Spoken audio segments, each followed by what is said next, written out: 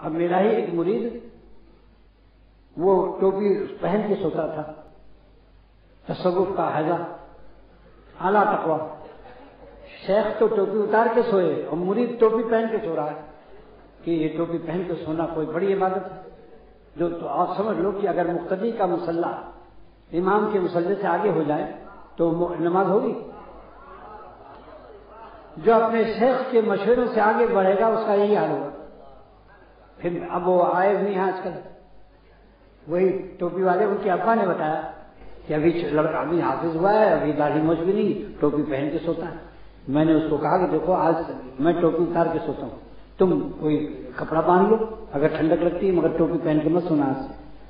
اور یہ بھی معلوم ہوا کہ اگر ذرا بھی کہیں بجلی جلی رہ گئی، بجلی جلتی رہی، اسراف فضول خرچی ہو گئی، تو اب توبہ پر توبہ اتنی رکعتیں پڑھے جا رہا اور روئے جا رہا. یہ ہر چیز کی حد ہے. اتنا زیادہ رونا بھی کہ جس سے دماغ نارمل نہ رہے اور بیمار ہو جائے، اتنا رونا اللہ کو پسند نہیں ہے. اللہ کو اتنا ہی رونا پسند ہے کہ جس سے صحت بھی ٹھیک رہے. ایک قطرہ آنسو قبول ہو جائے کافی، اور رونا بھی نہ آئے تو رونے والوں کی شکل بنا لینا بھی کافی. مولانا شاہ محمد احمد صاحب رحمۃ اللہ علیہ کا شعر ہے، اب کہیں پہنچے نہ مجھ سے ان کو غم، اے میرے اشک ندامت اب تو تھم.